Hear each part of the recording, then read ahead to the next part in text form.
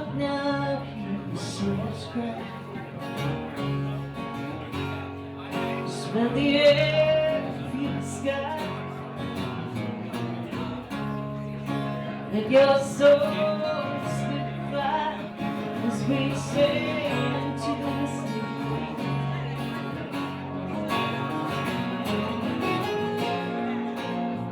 When that fog on blows, I will be coming home.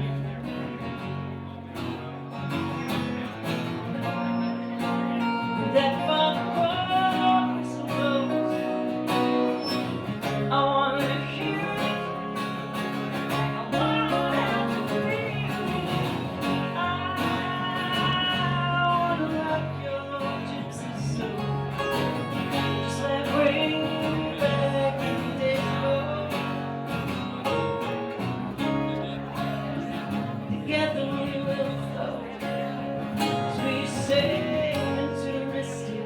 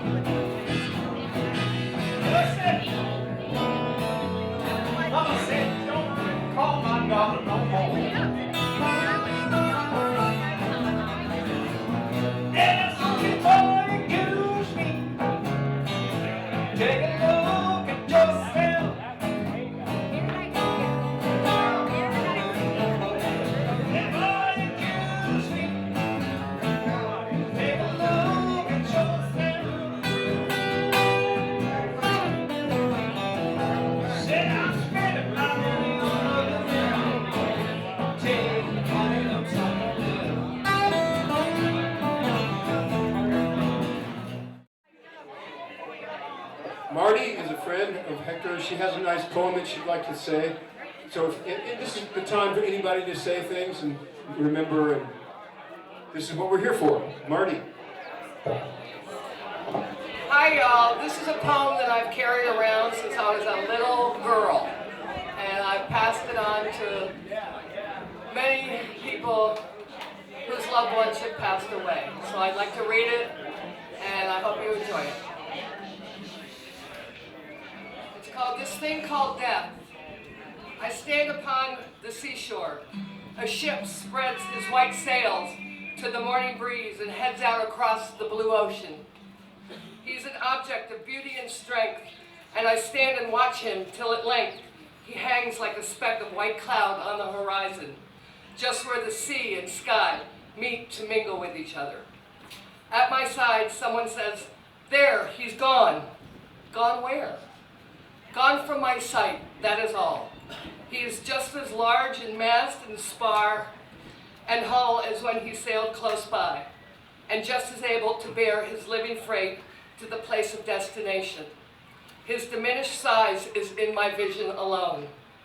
At that moment, when someone at my side says, "There, he's gone," other eyes watch him coming, and other voices take up the glad shout, "Here he comes."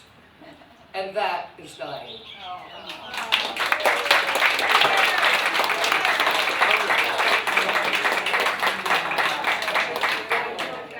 While I have the microphone down away from that music, anybody else want to say something?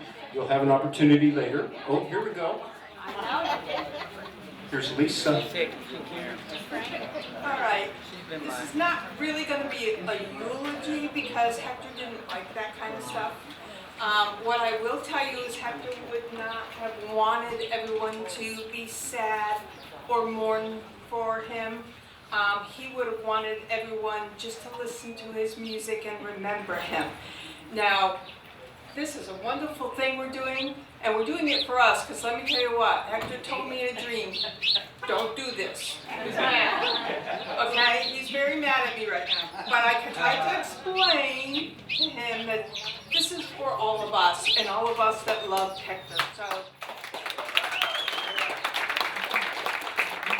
and just to let you know, we do have not many left, but we do have some CDs of all his Thursday night Zoom concerts that he did just before he died. Okay? We're only asking for donations that are going to go towards a scholarship fund for some young musicians, up-and-coming musicians, to help them get them on their way. So just let you know, come to me if you want to look at any of them. Okay. Thank you, Lisa. What a wonderful world.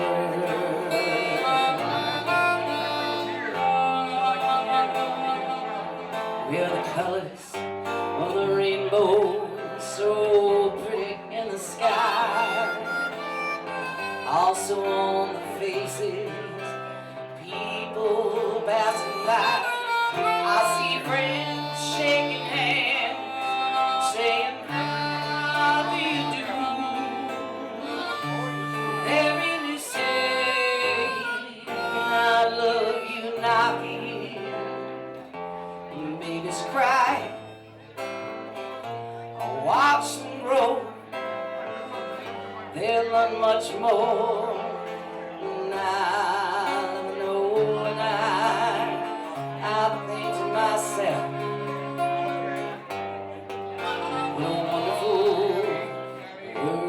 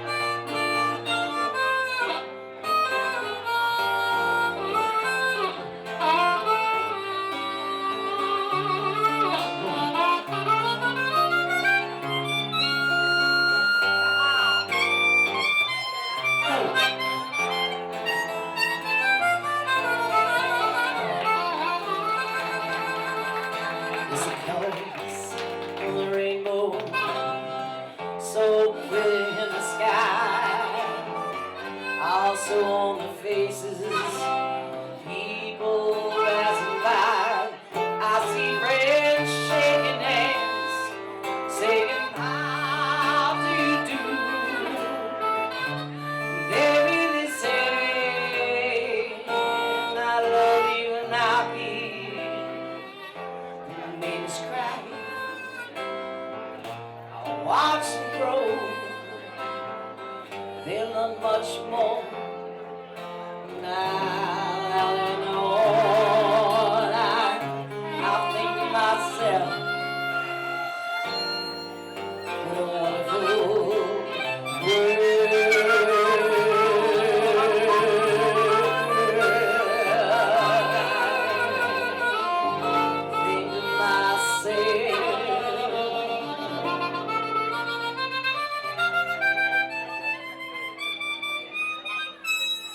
What a wonderful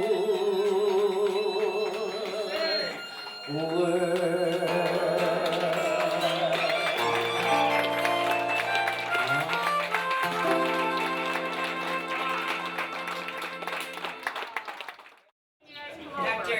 Hector and I met. I'm Chrissy.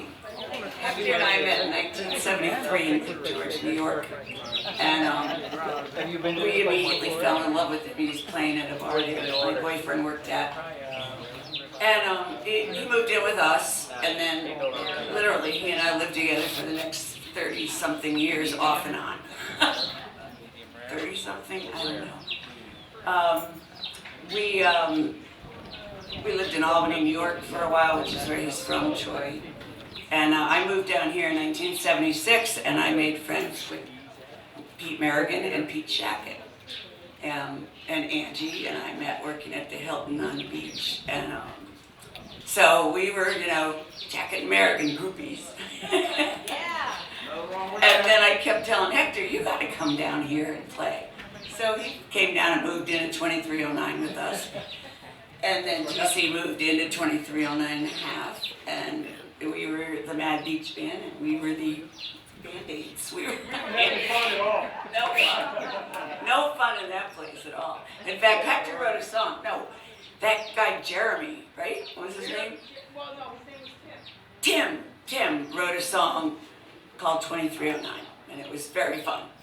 And then we found Lisa. Hector found Lisa and fell in love, and then Lisa moved into 2309. It was quite a place, let me tell you. And so anyway, Hector came down and eventually ended up joining the Mad Beach Band because they needed a bass player. So he did some solos, and he joined the Mad Beach Band, and then, yeah, then we had some fun. I wrote down a bunch of things I was going to say, and it flew in the pool at the house I'm staying at.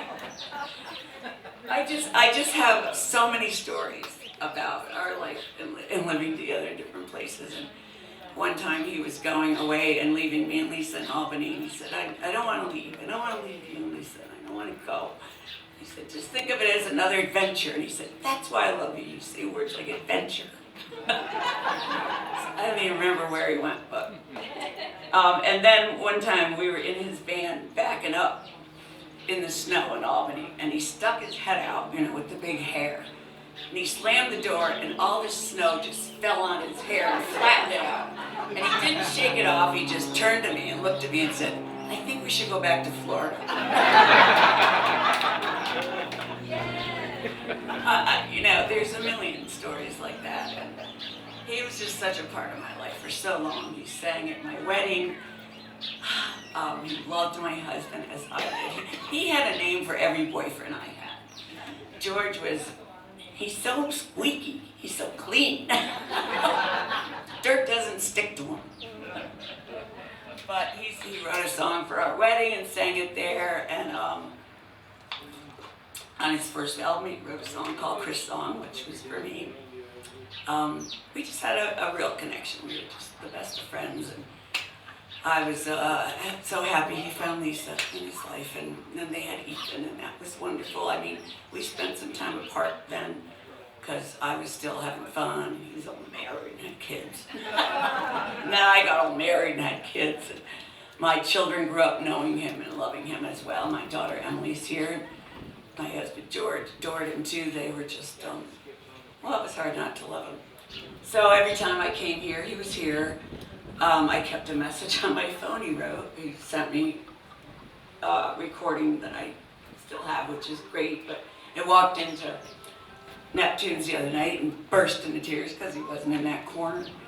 I mean, he's just always been here. He's always been a part of my life, and I really feel like this is my closure because, of course, we couldn't do this until now, and I know he would have hated it. Oh my God, he would have hated this. Too bad, like Lisa said, it's for us. So anyway, I want to thank everybody for coming and our wonderful musician friends. I mean, these freaking guys have been playing. I'm 105, and they've been playing forever, and I'm so glad that they all still came together to do this for him, and so glad that they're all still playing out, and I get to see them at least. TC and Eric, and thank you so much, and Gail, she's gone, but Gail. And Lenny. Magic fingers, Lenny. I don't know what else do I want to say. I would just like to say God bless Hector and God bless all of us, and thank you for coming.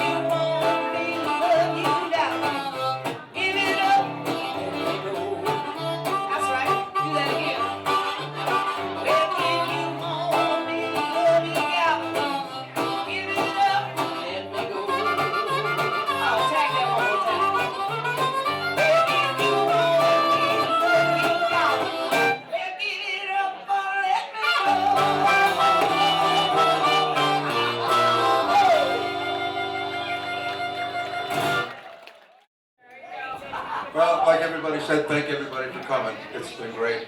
I've had the pleasure of knowing Hector for a long time. And I'm from upstate New York, live down here now, but when I was in upstate, he'd come up and play up there in the summer, and I was blessed to have him stay with me and get to know him a lot. And there was many stories that I could tell you. But one, and I'm not going to do justice because Hector always told it really good, because you can imagine Hector telling the story, but he goes, he was played a gig in Glens Falls, and he was coming back to Saratoga. And just routine, you know, a van with a guy with big hair like this, state trooper, pulled him over on the Northway. So the state trooper, there was two of them actually in the car. And they go, license registration? Okay.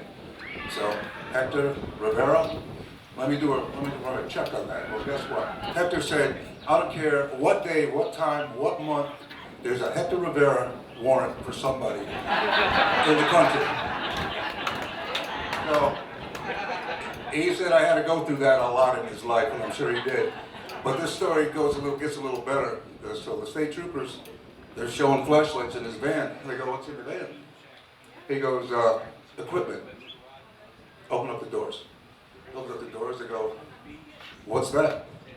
He goes, that's an amplifier, officer. He goes, is that your amplifier? He goes, yes sir it is. He goes, what's that? He goes, that's my soundboard.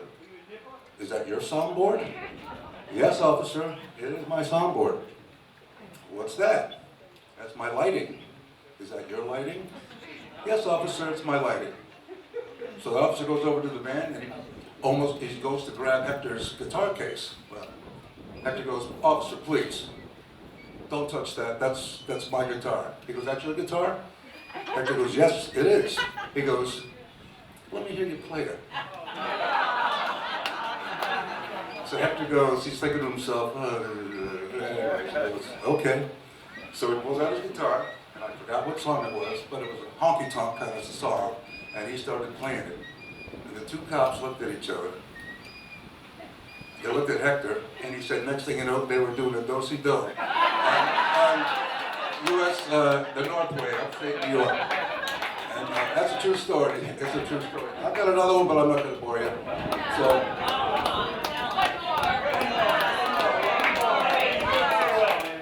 All right. Well, unfortunately, it involves our beloved New York State Troopers again. But in any case, same thing. Going down the road, got pulled over, and he said the guy was a real idiot. A young guy, you can tell he was, you know, whatever, guy had a big attitude. So I can't remember exactly what he was saying, but the trooper said the same thing. Hey, what's this? All this stuff, this yours? What are you doing? Oh, I'm a musician. I go here, whatever he said. And so the cop was saying, can I inspect it? So the same thing. They started going through his van and this and that and everything else, and he couldn't find anything. And he started looking in the ashtrays and looking under the seats for drugs and so on and so forth. There was nothing there.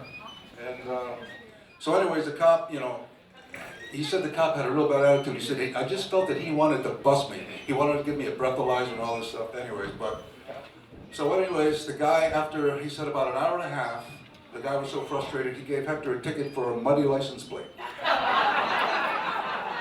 So, yeah, so maybe fast forward 10, 15 years, Hector gets a gig at a New York State party.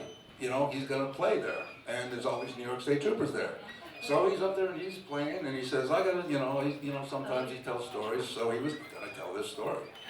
And so he's telling the story, and one trooper said, what was it, do you remember his name? He goes, yeah, I do. Oh, by the way, let me say this. Hector had to go to court, and the judge looked at it, and he goes, muddy license plate? Dismissed, you know, and he threw it out. So in any case, he's doing this gig, and he tells a story. He tells the story, and the one trooper, somebody yells out, "Do you remember his name?" He goes, "Yeah, I do." And he said the trooper's name, and the trooper was a lieutenant now, and he was in charge of all these guys. And he said they looked at him like, "Really?" Hector said it was self-gratification for Hector. He got him back. And that's it. Thanks, everybody. Well, all you champagne ladies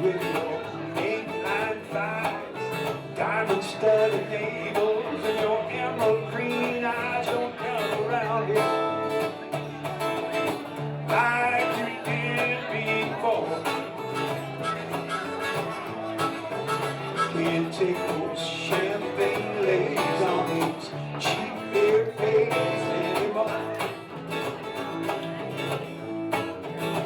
Well, when I got lots of cash, you know I'd love to carry on. Oysters, Rockefeller, I buy down Perry on. But I traded in my green stacks, treating a lady right all night. And now it's back to macaroni and old Milwaukee every night. There's the champagne ladies out there on the floor.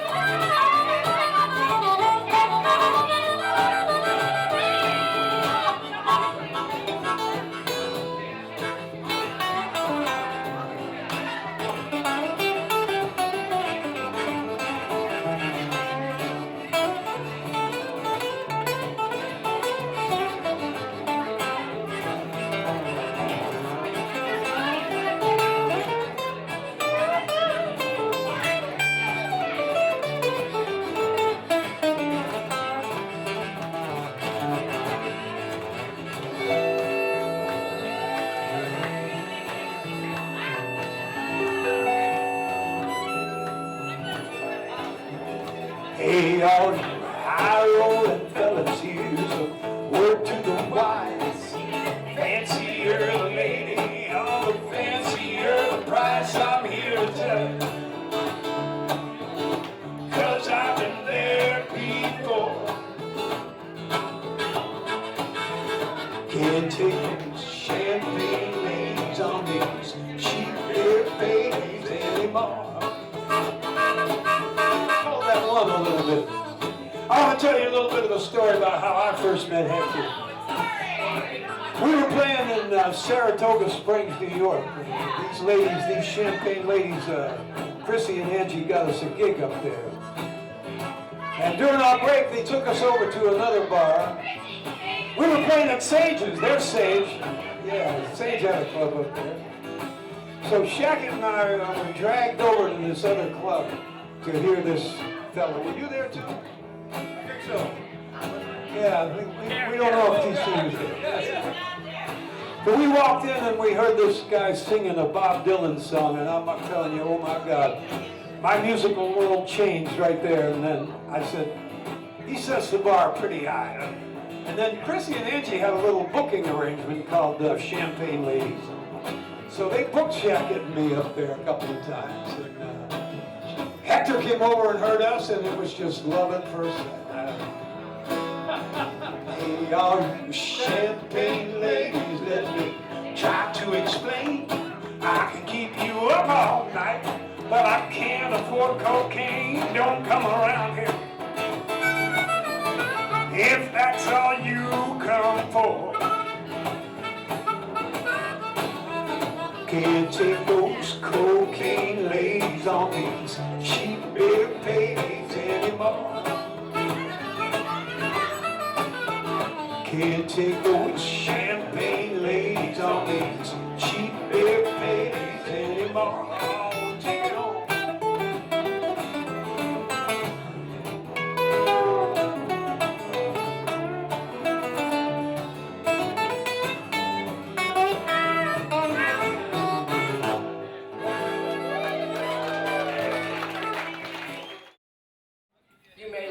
You may think I'm crazy, but I was at Neptune's bar one night and Hector was playing. And I had had a few drinks. And he played this song, I can't remember what song it was, and everybody's dancing. Well, he's up in the corner, and everybody else is out this way. And it happened to be a full moon. And I said, you know, Hector, it's a full moon. He goes, yeah, like that. And I went like this. I mooned him in about 2 seconds, and the look on his face was priceless. He said, I will never be able how to unsee that.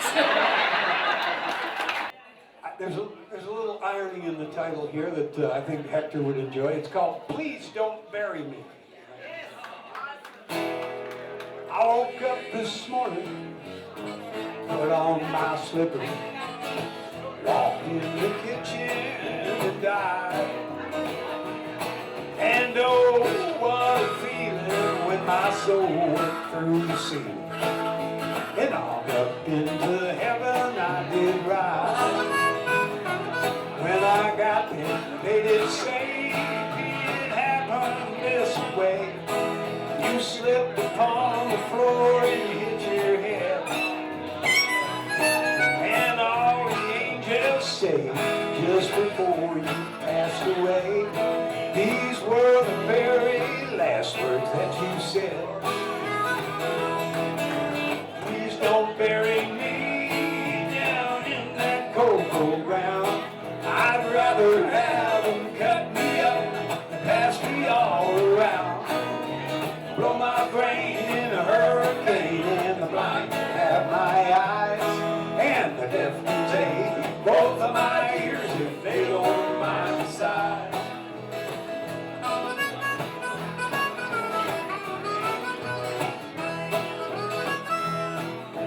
Give my stomach to old Milwaukee if they run out of beer.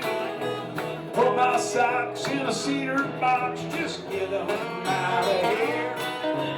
Venus to Milo can have my arms, look out, Bob's got my nose.